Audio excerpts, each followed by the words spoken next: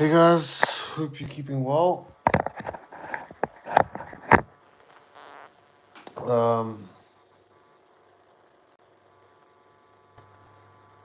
This is my first live video in a really long time, and the last 3 years have been so. I actually ended up developing schizophrenia and prolonged traumatic. It led to a continual cycle of psychosis ultimately. And it's quite a story to tell. You know, I could definitely sue people for what's ultimately happened to me. And it's not only what's happened to me, it's what's happened to everyone around the entire world. But I'm just going to keep quiet about it because going to courts and all that is way out of my reach in terms of energy and just what I'm able to focus on right now. But for the last 3 years, I thought I was going through what appeared to be like a spiritual awakening, which ended up getting so bad that I had to eventually write it off as schizophrenia, which is still strange, still is quite mystifying, and leaves a lot of questions unanswered. And it's quite a difficult thing to actually come forward and admit because of how much disease is stigmatized.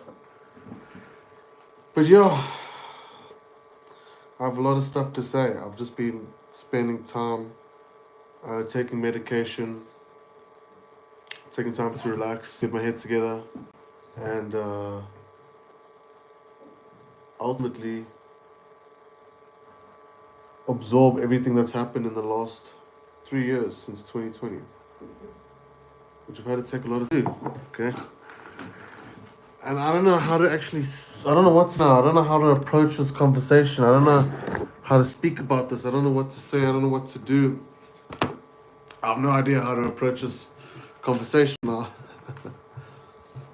Other than to let you know that I will be again, okay? And sharing what I can with you guys. It's so difficult because my head's been on this. I have been fucking fighting a war externally and internally. And I've been fighting for my life ultimately for a very long time. Fighting too for my life. Because I've lost my life for the last 3 years. I've basically lost my life. That is the cost of righteousness. I lost my life, dude. I lost my mind. I lost my life, dude. So last year, August, I started hearing voices. And it was the most supernatural, most evil experience. Evil. Unbelievable evil. What I've been going through in the last year is just pure evil. It's just pure fucking evil.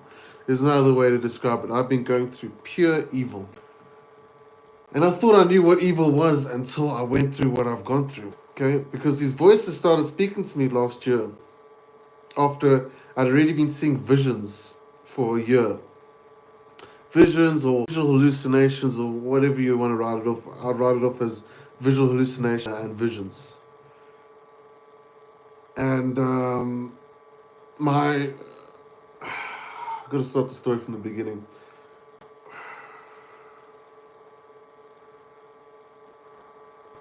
And there's a lot of stuff I'm unable to speak about because I don't feel like having my stuff banned. I don't feel like being censored. I don't have the mental capacity right now to do anything more than YouTube right now. YouTube is what I have. So I have to make the most of it and I have to work with it as I can and as I know how to. But over the last couple of years, I've gone through an existential crisis in terms of survival, in terms of trying to figure out what's happening on Earth, who's the enemy, and how to deal with the situation. And in the process, under a lot of trauma and a lot of stress, which led to psychosis that lasted for the last 3 years. 3 years of psychosis. And 3 years of dabbling into the hidden, unseen world in terms of magic, which I'm not going to get into too much right now. But I've got so much stuff to speak about. I'm just struggling to find out where to start. My brain is fucked. I'm gonna swear, and I hope you don't mind me swearing. I'm going to swear because it's gonna make this conversation a whole lot easier for me. But my brain is just fucked. You know, I thought I had a strong mind, but I don't know how strong my mind is anymore. As I said, I developed schizophrenia, which I never took seriously. Schizophrenia, that's serious. You know, you never take something that serious until you're going through it. Schizophrenia is a real thing, man. And mine was so advanced that I had schizophrenia.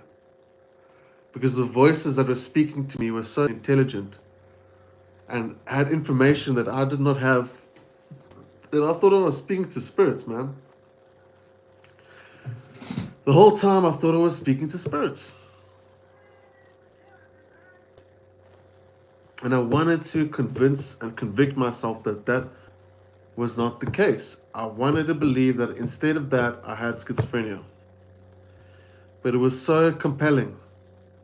It was fucking compelling.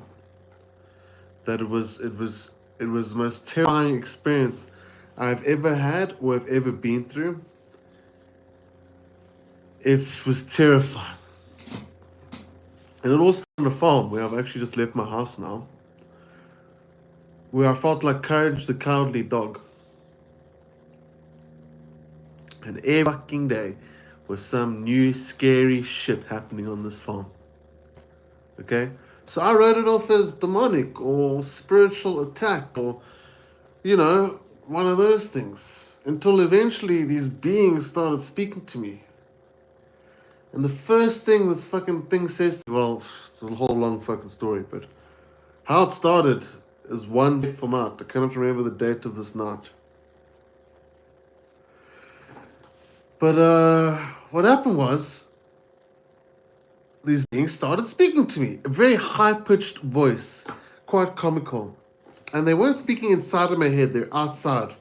And I can actually also see them. And they started fucking speaking to me. And what did they tell me? They tell me it was the most evil fucking shit ever. It was the most evil experience ever. I don't know what to say. I don't know where to start. I'm going to try to explain it. But they told me that I was dedicated towards my pain and suffering. And that they were addicted to my pain and suffering. And that everyone loves to hate me and hates to love me. The things that they were saying was like things I've never ever said to myself before. Things I've never even heard before. Which is what made these beings so compelling. It's you know how long it took me to realize that these are subconscious emanations of my own mind, because language they were using and the context in which they were speaking was so absolutely foreign towards my internal thought process that the first thing I could automatically do was write it off as them being spirits. And that night that they started speaking to me and telling me to bow, they ultimately told me that Satan's God. And when they were telling me this, I heard a whole bunch of people entering the property, making noises, attacking one of my family's houses. And then I heard them put me onto like a crucifix or something. And then I heard myself screaming and burning, fire, burning, about is the way. So in my head, people have entered the property. They've got a clone of me, because this is where this whole story came from, which I'll get into. And now I'm hearing screaming. I'm hearing my cousin scream. I'm hearing my aunt scream. His wife scream. I'm hearing the kids scream. And then I'm hearing like a voice of a demon, dude. And then I'm hearing myself screaming and burning, okay? And that was the night that set it off. It was so scary. Then these beings were telling me to do stuff, and if I didn't do stuff, that I would either die quickly or slowly. So eventually, in the night, I had to, and also telling me that I was going to get killed that night. So what happened was, I walked down to the property where the noise was coming from in order to see what had happened. It was so evil. It was so unbelievably evil. I thought like huge demons had come into the property and were burning people alive and had basically rounded up my whole family that was staying on the farm at that time.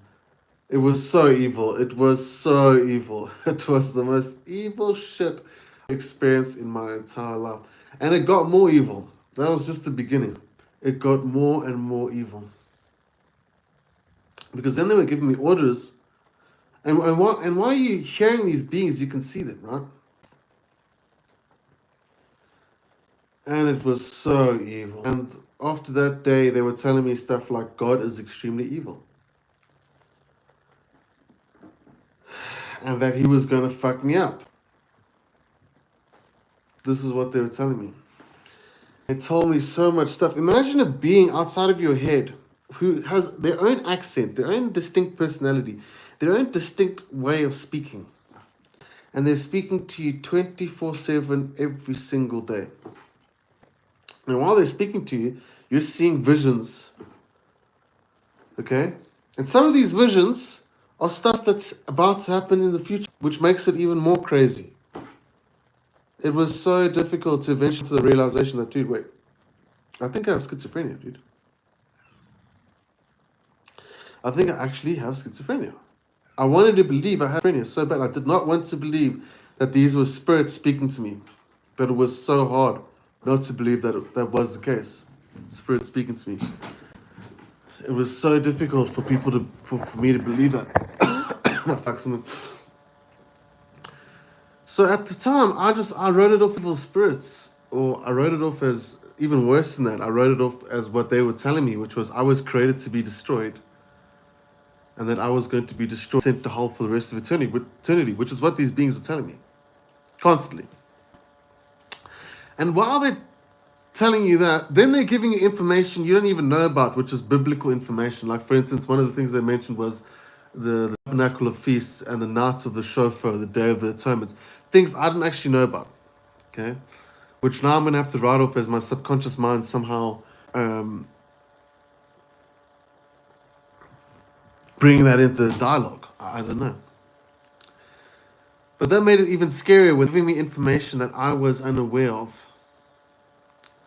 And when these beings seemed quite intelligent and seemed to have their own intelligence.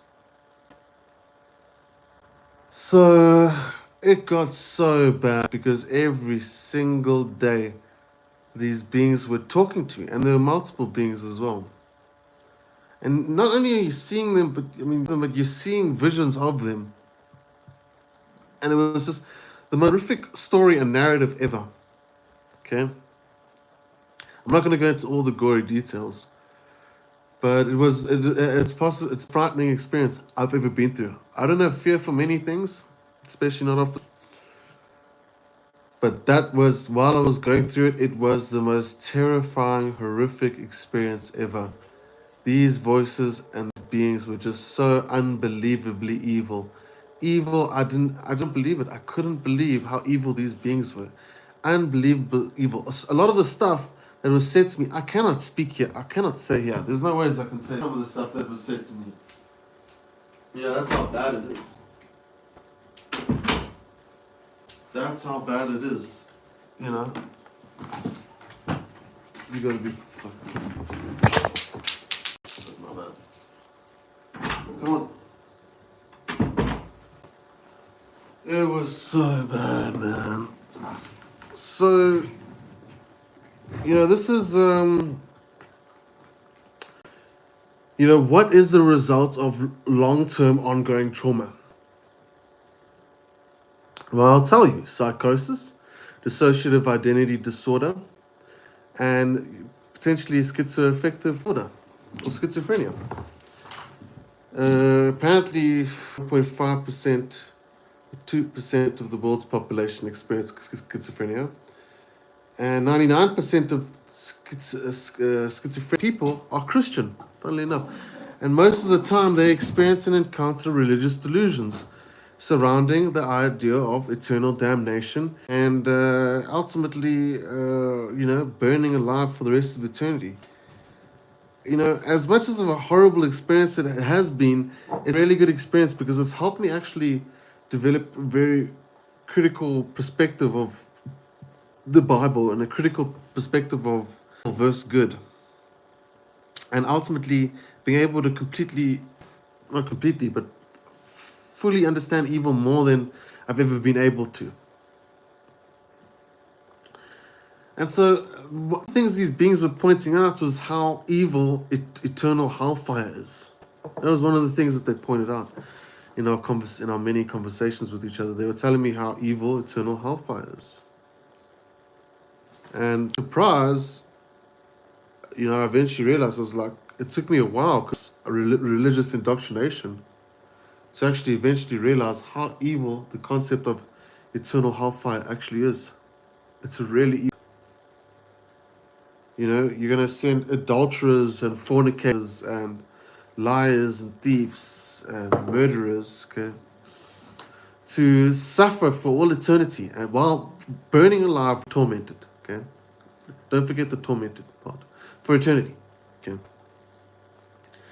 And one of these things these beings helped me realize is that that's a really evil concept. Even God would send any of his creations to suffer and burn for eternity. I mean, according to the Bible, our civilization is only about 5,000 to 7,000 years old.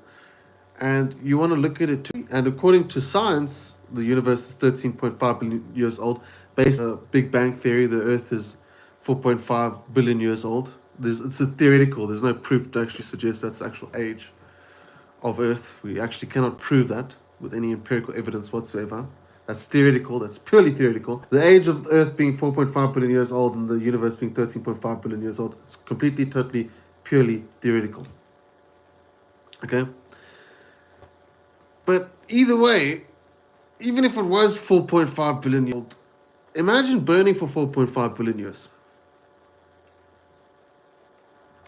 Heck, imagine burning for 1,000 years while being tormented for 1,000 years.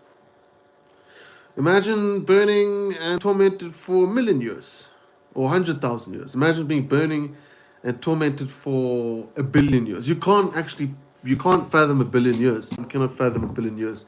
We say 1,000,000,000, but you cannot actually fathom 1,000,000,000 years. In order to fathom 1,000,000,000 years, you'd have to be 1,000,000,000 years old and look back on your life and be like, wow, I've experienced being existing for 1,000,000,000 years. Okay? In order to actually fathom how long that is. It's long. 1,000,000,000 years of existence is extremely long. Heck, 1,000 years of existence is long. 100,000 years of existence, very long. 1,000,000 years of existence is extremely long. 1,000,000 years of existence is extremely long. Now wrap your head around eternity. Eternity never ends. It doesn't stop going. And you can count eternity. Or unless you don't want to, days without numbers, as the Bible says. But you can count eternity, ultimately, if you wanted to. Eternity is a long time. Frighteningly long. So it's not a righteous and just judgment for a righteous and just God to go ahead and condemn anyone who's lived approximately, at most, if they're lucky, 120 years to burn for all eternity. That's not a righteous and fair and just judgment. Hey, what's the problem? You wanted to come out?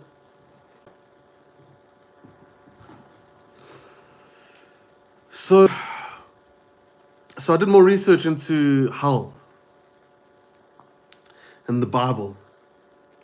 And all of these things I had to start searching now because these beings that were speaking to me were testing my knowledge on everything, ultimately condemning me to eternal hellfire for the rest of eternity.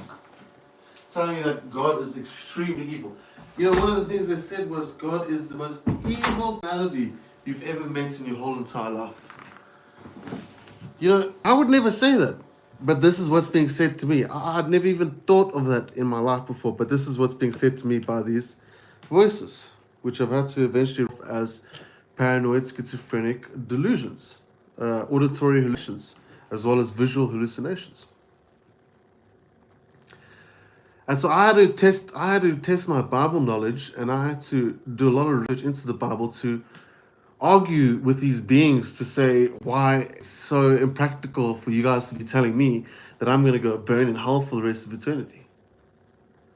And so I do my research, and I start finding out things I would never have found out unless I was in this position to do research, to find reasons as to why God is not evil and why I'm not condemned to hell for the rest of eternity. And this is a conversation I do not want to have because they're so programmed in order and indoctrinated in order to not question these things, because you'll be deemed heretic if you question things like hell being evil and question things like Satan's existence. You'll be deemed as a heretic. Okay, if you are religious, okay, let's say in your mind, you know, and everyone is religious, even if they're atheists, in the back of the head, they are still religious. They still have a religious subconscious psyche that is related towards the religious dogma and information that they are surrounded by within the environment within which they exist within. So, for instance, an atheist who may not want to believe in religion, may not want to believe in God, still in their subconscious psyche, on an individual and collective level, has religion inside of them, pre-programmed inside of them. Okay? Whether they believe in it or not, it's there. It exists. It exists in the back of their mind. And if this whole experience has taught me anything, is that subconscious information that exists within the back of our mind can have a huge effect on our mind without us even knowing it. And the only reason I found that out is because I developed psychosis and schizophrenia, which brought all that subconscious baggage to the forefront and redirected it back at me by these narratives that I was having with what I'm going to go ahead and write off as emanations, entities which were emanated from my own mind's subconscious mind. Which is quite a scary thing to fathom and quite a difficult thing to fathom. How is it that your mind is so powerful that it can create a subconscious entity in the mind of a schizophrenic? Just think about what I'm saying for a second. Schizophrenia is when entities start speaking to somebody, right? Most people may have written this off as demonic possession, which I did not want to write it off as, because if these were demons I was dealing with, my God, the level of evil that exists is so perplexing that are you telling me that they're watching me 24/7? I have zero mercy, and I've got these extremely evil, ruthless beings that hate me with a passion, who want to see me dead, who want to see me burn, and want to attack me continually. An invisible enemy, an omnipresent, invisible enemy, which is scary. An invisible enemy, you cannot see it. It's absolutely, totally scary. Who's extremely intelligent and completely, totally evil. And doing everything they can in order to push you down. That was the verdict I could have arrived at, but the other was that they were ultimately a subconscious of my own mind. Somehow my subconscious mind was powerful enough to create these entities which had their own personality, their own accents, their own sound, their own voice. You know, Carl Jung, one of the first people to really pay a lot of mind attention towards schizophrenia in the early days. Well, he existed before World War II, funnily enough, and Carl Jung had a very interesting analysis which he had become aware of and pointed out, which a lot of his patients that he spoke to dreamt of World War II before it happened. and had all sort of like warned him about it. They collectively dreamt of a coming European World War. And many patients in which it was that he spoke to, they all shared this collective dream. And then eventually, World War II actually happened. Okay, which is interesting. We're seeing how this collective unconscious dream state mind seems to be somewhat indicative of this reality in which it is we exist and live within. So because of that, and because many of other Carl Jung's observations, he had come to the understanding that schizophrenia or psychosis was ultimately when someone was dreaming in a waking state. Because when you go into a dream, your subconscious mind can go ahead and create a subconscious environment, a tone, a story, a narrative, as well as characters within that dream, textures, smells sometimes, and newfound memories. So our subconscious mind is extremely powerful. It has the ability to create these simulations in our own mind when we're sleeping. So Carl Jung, he had stated that, the schizophrenia must be like someone's brain in overdrive whose dreaming state was being brought into their real life state. And somehow these characters that one could present in a dream come into our reality and start speaking to us while we're still awake.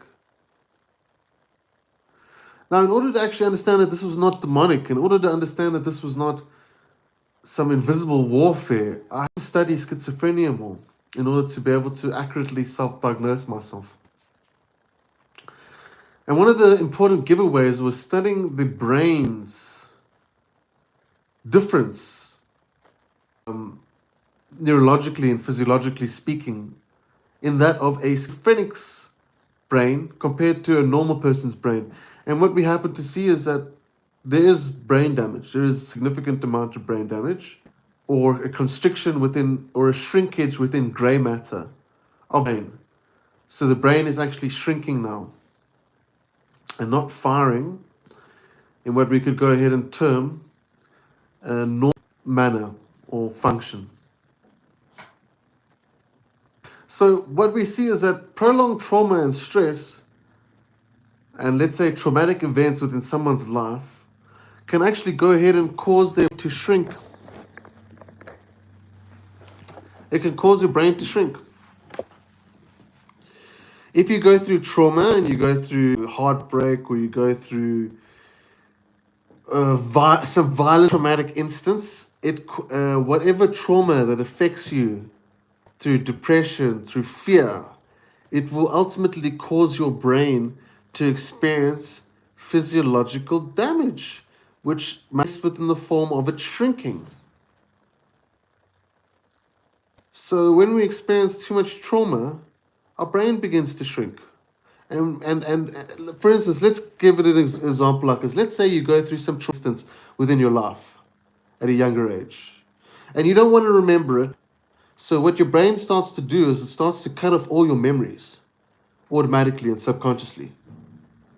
And let's say you've had many instances of bullying or whatever the case may be, your brain will choose to basically remember the past in as much vivid detail. So by these traumatic instances happening, you are now cutting off your memory subconsciously and unconsciously. And as you do, you're shutting off parts of your brain. That's what happens with the trauma. The trauma causes us to start not wanting to remember the traumatic event. And in not wanting to remember the traumatic event, our brain actually begins to shrink because it's not processing all the memories that come that traumatic event and from that traumatic event all the way up until now. So with what it is that we have, I don't know how much I'm able to say this term, but I'm going to go say formation psychosis. During World War II, during the Great Depression, a certain level of psychosis amongst people. During World War II, you would have a certain level of psychosis amongst people. Any major traumatic event that affects everyone on such a large, monumental, and impactful scale would result in psychosis, because prolonged and trauma will ultimately result in psychosis. When your brain is constantly in a fight or flight mode, it's going to cause your brain's neural pathways and electrical functions to function completely different in a way of stress, in a way of constriction, in a way of fear. And if you put someone in fear long enough, just like that experiment rats in that maze, in that cage, people will eventually start losing their mind. Your general population will begin to start losing their mind. That's what will happen. If you shut down the entire world for over-exaggerated crisis, and you fling people into this fear state, you will create massive levels of psychosis, absolutely, without a doubt. And society will begin to degrade. I don't want to predict that. I don't want to foretell that because I don't wish for that to happen. But we already are seeing it happen. Society is degrading. People are losing their marbles on one level or another, and it's causing them to make erratic decisions and to follow their leaders, which will also be predispositioned towards making erratic and foolish decisions themselves, which is a pool of variability which is leading in one direction of, from my perspective, calculated chaos, leading to incalculable outcomes of that chaos, which are pretty calculable if you actually think about it. Because at the end of the day, people are gonna lose them. If living is going to become harder, people have been subjected towards so much trauma on such a mass level, and nobody's addressing this trauma because that's what's happening. Everyone's gone through 3 years of hell, and no one's addressing the hell that they've been through. They're continuing day by day, like nothing ever happened. Which is not what you're supposed to do, psychologically speaking, which is why psychology, it does exist. You're supposed to address the traumas that you've been through so that your brain doesn't shut its neural pathways down and ultimately create brain damage. You know, if you subject someone towards enough trauma and torture, what will ultimately end up happening is they'll develop a dissociative identity disorder. Their mind will fracture. Personalities will fracture. And the way in which that happens is you don't even want to be here. Why are you coming here? You don't want to be here. So it just wants to come in and out, in and out. So as I was saying, if you put someone under enough trauma and torture, you can actually fracture their psyche. And as Carl Jung said, the most vulnerable part of humanity is our psyche. If you break humanity's psyche, you break society. You break society. Humanity's psyche, you break society, without a doubt. Because then you've just got madmen trying to run the world. You'll throw the world back into you'll throw the world into the jungle, is what you end up doing. And which is kind of what's happening now. Okay, so we have to hope and wish that there are no large-scale global catastrophes and events to ready on this level of psychosis and mass formation psychosis and trauma that the world is currently dealing with now and has ignored having to address. Because as I've explained, what happens with a mind who's subjected towards enough torture, punishment, and trauma, it will actually develop a dissociative identity disorder, multiple personality disorder. Because when you break the brain psyche, that brain can eventually create different personalities, and otherwise known as alters, to deal with the trauma. If it's to deal with the trauma, I think it's just a result of having been subjected towards that much trauma. But just try to take this into consideration for a second. There are people that exist with multiple personalities inside of their mind. I know that doesn't sound real, it doesn't sound relative because you've been through it, but I'm telling you right now that there are people that exist with multiple personality states within their own mind, of multiple personalities within their mind. And these are people who have had fractured and traumatized minds, ultimately. Fortunately, the rate of schizophrenia is very low, okay? But it's still interesting to see what it is that the human mind can do and what the subconscious mind is capable under certain circumstances. Hey, good heart, Guardian. Good to see you. Hope you're keeping well. So, although the vast majority of the human population may not be susceptible towards schizophrenia and, let's say, a dissociative identity disorder, on one level or another, we still can feel psychosis. Anyone can go through psychosis. Anyone who loses their mind and is awake for too long and their brain keeps going and keeps thinking and is constantly in a state of fight or flight enter a state of psychosis, without a doubt. And if you have the whole world going through this psychosis, you're introducing a new variable, new pool of variables into our world. This has to be run pretty much like a machine. You're looking at our labor force, you're looking at the value chain, you're looking at the industries that are providing people with what it is they require in order to stay alive, whether it's food, whether it's water, whether it's the economic system, whether it's security and policing. The system runs as a system. And if you introduce some disruptive variables into that systematic order of things, then things will start to get destroyed one way or another. It's like subjecting a clock full of gears to a massive amount of pressure in one of its parts. If one of those gears break down, the gears don't effectively work together and the whole system starts crumbling down and crashing in on itself, ultimately, is what ends up happening. So it's interesting to see how I started this conversation by telling you that I went through my own psychotic break and episode to the point that I developed a dissociative identity disorder, multiple personality disorder, to the point that it was so unbelievably compelling that the beings that were speaking to me were so unbelievably intelligent and privy towards information and knowledge which I myself had no idea of. You know, whether it be biblical knowledge or whether it be, for instance, one of the things that was to me was what is the difference between subjective and objective morality? Imagine a being outside of you asking you this question. What do you want? What is the difference between subjective and objective morality? Okay, and I'm going to get to that. I'm going to make a video on that, subjective and objective morality. What is the difference between subjective and objective morality? Anyway, the point is that I'm trying to make is that I lost my heart. I lost my marbles. And I'd gone through terror I'd never expected to go through. I never expected to lose my mind like that. I'm currently now feeling. They say schizophrenia in some cases is better getting cancer because at least cancer has, survival, or at least cancer leads to death. I can't remember what it was that they exactly said. But schizophrenia, some people have had it for 20 years. These horrible voices outside of them, disembodied voices speaking to them constantly for 20 years. And somehow have not managed to kill themselves. A big cause of death within schizophrenic people is suicide, actually. And they say, it's better than cancer because at least cancer is treatable. Schizophrenia, they don't really know how to treat it. But these days, we do have some medications. Yep.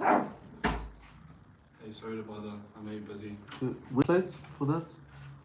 That connects to that? I got it with me. Okay, Let me cool. go get a fix. I got you food downstairs. Okay, cool. Just Thanks. said just leave it downstairs. Okay, thanks, man.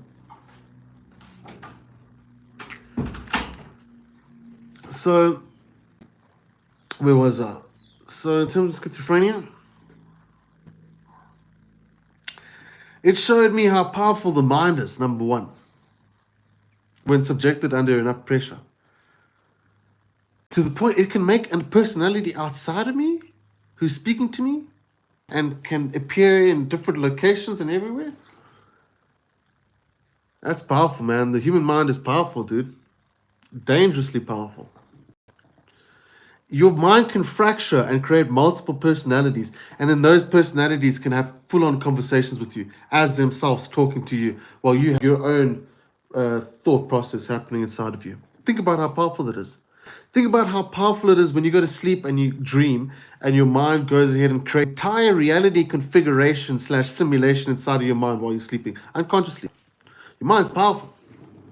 Your mind is powerful. Very, very, very powerful. And when we subject it under enough trauma and pressure, we can have psychotic breaks and manifestations of the subconscious mind, which can show us how powerful our mind really is in a very negative content manner. Fortunately enough, I've been treating the schizophrenia, and the biggest thing to do is to calm down. Feeling stressed or anxious right now, and you don't have schizophrenia, because this applies to everybody, whether you have schizophrenia or not. What I'm about to tell you now applies to everybody. Because psychosis can be experienced by anybody, whether you are susceptible towards schizophrenia or not. Psychosis is when you're under a lot of stress, you're under a lot of pressure, and your brain is just shrinking, it's not getting enough oxygen, you're not breathing deeply enough, and you're in a constant fight or flight, and we can go a negative path of thought patterns and develop our own delusions within our own mind, our own misinterpretations of our reality, because our perspective of occurring and what's taking place is from a negative lens and perspective, induced and hyper accentuated by the amount of stress and pressure we're having, which is continually formulating false narratives within our own mind. And these false narratives that we may formulate within our own mind lead towards negative delusions, negative interpretations of what's happening within our reality. And so that's what the last couple of 3 years has done. We've formulated many narratives, many negative conclusions, or I don't want to say conclusions, but many negative trajectories and pathways of thinking in terms of death, in terms of life, in terms of how to stay alive, where to proceed to now, where to go to now, what to do next. Okay? Our relationship statuses with our family, with people around us, with humanity, with ourselves, our everything. Every single thing in your life, you can develop a negative narrative around. And that negative narrative can fuck you over and help you form many delusions in your own fucking mind and fuck you over. Negativity, just straight up negativity can fuck you over. Negativity. Let's just actually sum it without getting too intellectual.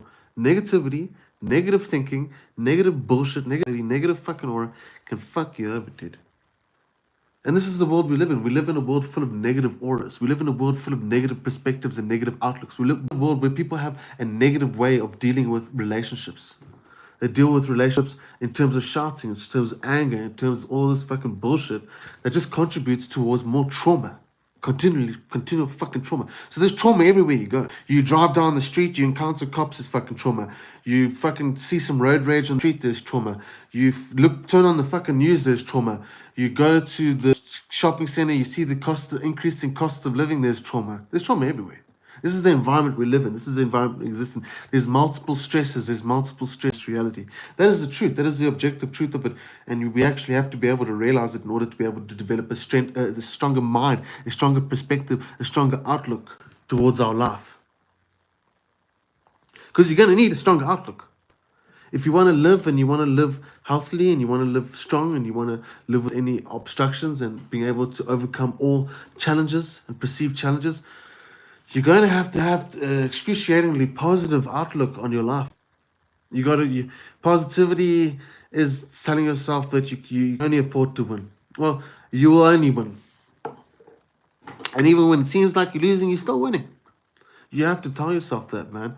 Because if you don't tell yourself that, then what ends up happening is you're going to buy into all these narratives, dude. All these delusions of negativity. Negative delusions, bro. Negative narratives, negative delusions. Which is what the world is formulated upon. So, people who tend to be exceptionally optimistic and feed into negative narratives, which are all about doom and terror and not being able to make it out, those people would be susceptible to getting psychosis. Mental illness and disease, they would get psychosis. That's what mass formation psychosis is. Shut the world down for long enough, take away people's comfort of life and their perceived safety, the whole world's going to start losing their mind eventually, which is what's actually happening now, which is why conversations are very important. Conversations that teach you how to stay calm, bro, how to take it easy. Because if you're fidgeting around and you're panicking and stuff and you're getting upset about small little things, dude, that's not where you should be, dude. Your mind should be learning how to stay calm, bro. Don't feed into negative narratives. Don't feed into delusions, dude. Negative delusions are going to lead you down paths where you're not going to be able to keep you cool, bro. You're not going to be able to thrive in situations that would present people with the option of fight or flight. And this is what I learned through going through this whole experience and developing schizophrenia, you know, and my personality disorder, and having to actually heal it. How do I heal it? I have to calm down. You have to slow down. Everyone's got some sort of mental illness, disease on some sort of level, some feeling of, some level of discomfort within inside of ourselves on some sort of level or another. How do we heal it, dude? You gotta breathe, bro. You gotta be positive, dude. You gotta have faith, bro. And you got to get rid of any negative narrative that does not suit you, any negative delusion that does not suit you. You gotta get rid of it, dude. You gotta be positive, man. And you gotta stay positive, dude. You can't keep giving yourself reasons to panic. Keep giving yourself reasons to feel fearful. Keep giving yourself reasons to worry about what's gonna happen next, bro. It's just gonna take away your ability to enjoy every moment as it is. First of all, which is so important, dude. Your state of mind is gonna determine your quality of life. If your state of mind is in a constant fear-based, your quality of life's going down the drain.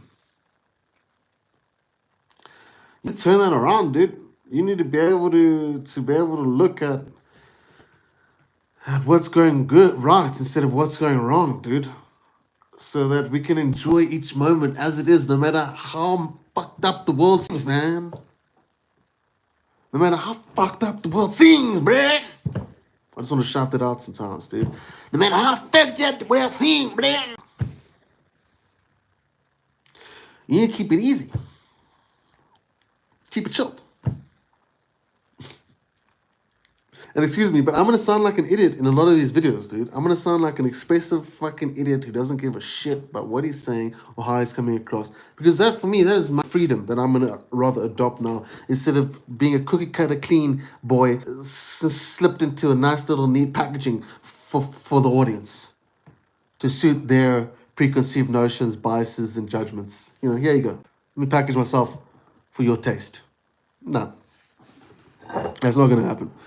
Because if I have to keep packaging myself for the world's taste, I'm gonna keep landing up in a negative delusion of like, oh, I gotta judge myself. I'm judging myself because I sound so unique and I'm seeming a certain way and expressing myself a certain way. It's like, no, dude, I want to express myself however the fuck I express myself, man. You know? I don't want to have to worry, and this is giving me a feeling of freedom, bruh. Feeling free. To just say what I want, to not worry about how I come across. Because at the end of the fucking day, we need to worry about what we say and what the fuck we do around people. Because we're worried about preconceived notions, biases, and judgments. Which is adding to the stress, dude. This collective stress, which is fucking everyone's mind over. And they don't realize it. And everyone wants to be free, but they're too scared to be free. And if somebody else becomes free, they're going to judge that person. You want to become free, man? Free mind. Free your soul. Free your life. And then you're going to shine. Then you shine like never before. Yeah. Barry, I'm listening to a self-diagnosed crazy person here, yeah? But if my level of crazy gets me to a level of crazy freedom, I'm happy. I've won. I won the game.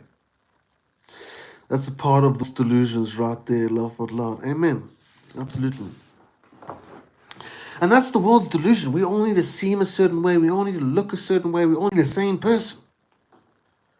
We need to keep our voice down. We can't speak too loud. We need to speak in a certain accent. You know what I mean? You sound more sane than most. Thank you very much. We need to sound a certain way. You know what I mean? It's so fucking boring. Us humans have made our lives so fucking boring. You know why? Because we've made ourselves so fucking boring. To fit into these little fucking boxes all the fucking time. I want to have fun. I want to laugh. I want to express. I want to be like a fucking cartoon character, man. I want to be fucking roadrunner, ripping some streams on the Sahara Desert. You know what I mean? And sometimes I want to have a relaxed and calm, cool, collected conversation, bro. But at the end of the day, dude, I want to express myself.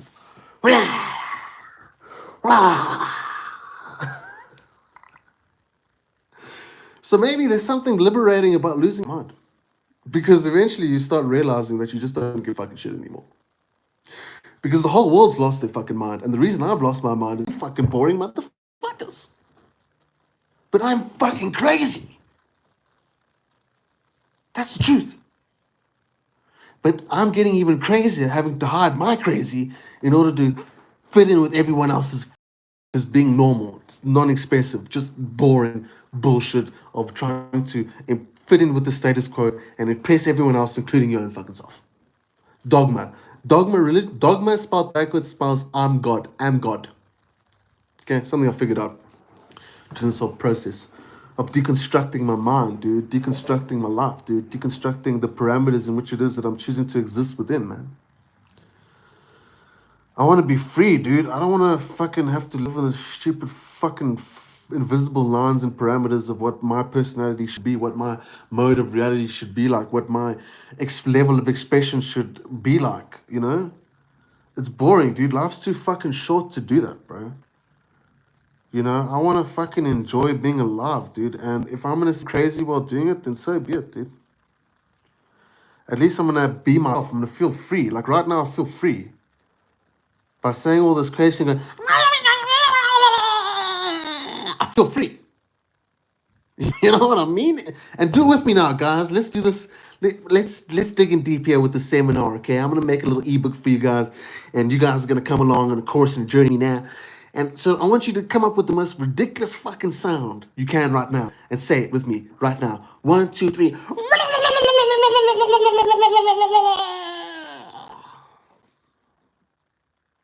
One more time now, guys.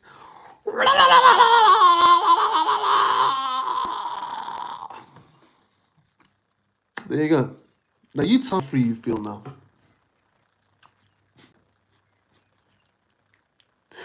You feel freer?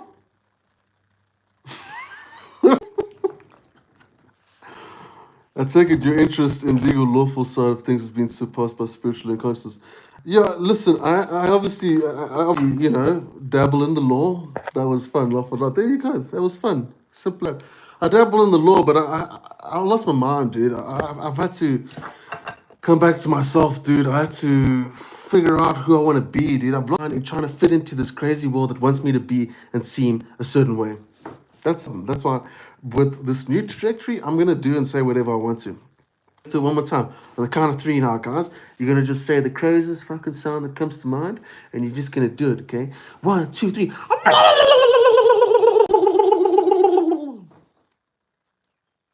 Okay. Now, please bear in mind, there may be people I know personally watching this video right now, looking at this video, thinking to myself, this guy's fucking crazy, dude.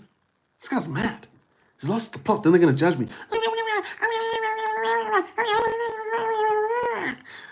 Understand what I'm doing. I'm putting myself out on a limb here, guys. Okay? And I don't care anymore. I don't give a fuck. Because I'm done fitting into society's box and standard of who I need to be. I'm done. I want to be free, and when I do that, I feel free. How much freer do you feel that I've done that? Do you feel freer? If you feel freer, then I need to write an ebook, guys. Which is obviously a joke. I'm so fucking lazy, but you get the point. So it's funny how losing my mind helped me realize that we are all crazy. We're all a bit crazy. That's what makes us normal. That's what makes us natural. That's what makes us unique. We're all fitting into the standardized societal context of who it is that we're expected to be, which is making us even crazier. Which is making us feel far less freer, far less liberated. You know? You want to enjoy your life, you got to start being free, man. But you can't be free if you're so scared of what you like, what you look like, and how you come across because of all these preconceived dogmatic principles that are being subjected and superimposed upon us accordingly. You know? So that's my message for today. I'm going to be streaming every day. Yes, our foundations of existing has been given to us by a sick society. Thank you very much. You hit the nail on the head. A sick society that's too scared to be free. A sick society that's too scared to feel liberated and to just feel a bit funky and groovy and a bit crazy. Being human is crazy. The human condition is crazy. Living on earth is crazy. So I guess what I'm telling you now is like, don't be too scared to be a bit crazy. Maybe that's where you'll find who you really are. And that's the end of my message, guys. I'm sending you lots of love. I'm hoping you guys stick around. Share this video if you can. And yeah, stream more and more now, since I've taken time to actually heal my brain, heal my mind. And I'm sending you guys lots of love. Hopefully this helps inspire you to not be too worried about what's happening in the world. And to be not too worried about having to seem a certain way towards people all the time. Come out of your box. Don't live in the box. Begin to live outside of it. Become borderless instead of confined into four corners like a little square. There's no measure of health to be well adjusted to a sick society. Amen. Hey, Stacey. Oh, so good to see all of you guys. So I'll be streaming again maybe later today, maybe every single day. I'm sticking to YouTube as it stands right now, but I'll see you guys soon. I love you guys and keep on.